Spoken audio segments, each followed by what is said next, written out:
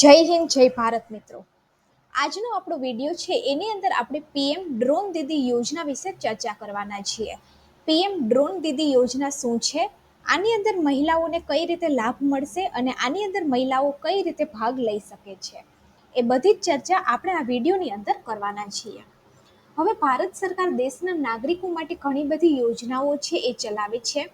વિવિધ લોકો માટે વિવિધ પ્રકારની યોજનાઓ છે આપણા દેશની અંદર ઉપલબ્ધ છે.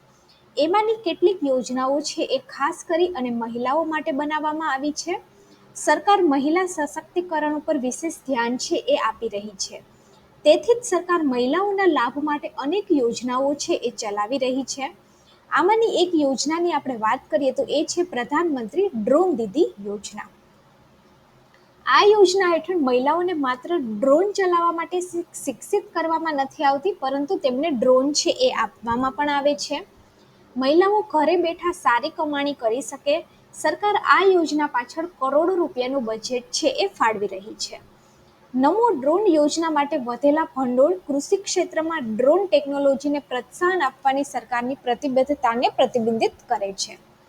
હવે આની અંદર 15,000 મહિલાઓને ડ્રોન છે એ મળશે. નરેન્દ્ર મોદીએ 30 નવેમ્બરે વિડીયો કોન્ફરન્સ દ્વારા ડ્રોન દીદી યોજના છે એની શરૂઆત કરી હતી.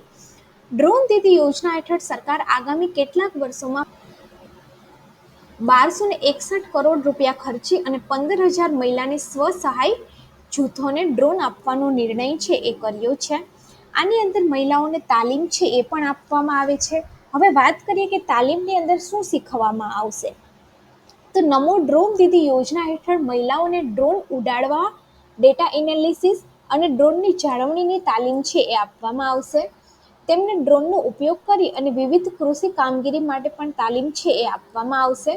અને એની અંદર પાકની દેખરેખ, જંતુનાશક અને ખાતરોનો છંટકાવ અને બિયારણની વાવણીનો સમાવેશ પણ થાય છે. હવે આની અંદર આપણે વાત કરીએ તો આપણું જે વચગાળાનું બજેટ બહાર પડ્યું હતું એની અંદર પણ ડ્રોન દીદી યોજના માટે કેટલીક સહાય છે એ આપવામાં આવી હતી. કેટલા કરોડનું બજેટ છે એ ફાળવેલું હતું.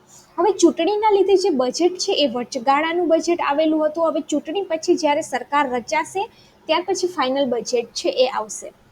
હવે 1 ફેબ્રુઆરીએ રજૂ કરવામાં આવેલા વચગાળાના બજેટની અંદર ડ્રોન દીદી યોજના માટે 500 કરોડ રૂપિયા છે એ ફાળવવામાં આવ્યા હતા. ગયા વર્ષની સરખામણીની અંદર આ ફાળવણી છે એ 2.5 ગણા વધી છે.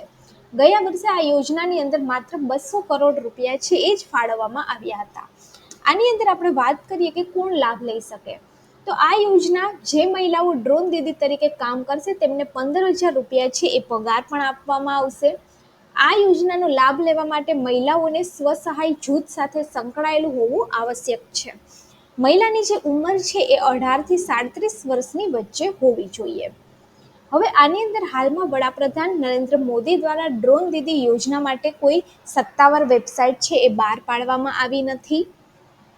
સરકાર દ્વારા રચવામાં આવેલી જિલ્લા સ્તરીય સમિતિ પ્રધાનમંત્રી ડ્રોન દીદી યોજના હેઠળ સ્વસહાય જૂથો સાથે સંકળાયેલી મહિલાઓ છે એને પસંદગી કરી રહી છે.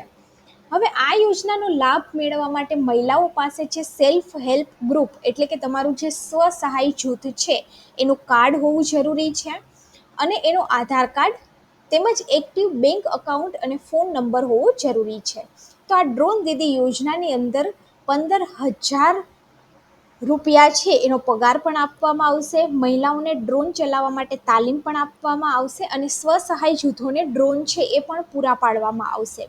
તો આ યોજનાનો તમારે લાભ લેવો હોય તો તમારા જિલ્લા કક્ષાની જે કૃષિ કચેરી છે ત્યાં તમે જાણકારી મેળવી શકો છો. અને આની સત્તાવાર વેબસાઇટ છે હજુ જાહેર થયેલી નથી. તો વિડીયો સારો લાગ્યો હોય તો વિડીયોને લાઇક કરી દેજો અને વિડીયોને બીજા લોકો સુધી પણ શેર કરજો, એટલે જેટલી પણ મહિલા સ્વસહાય ગ્રુપ જોડે જોડાયેલી છે એ આ યોજનાનો લાભ લઈ શકે.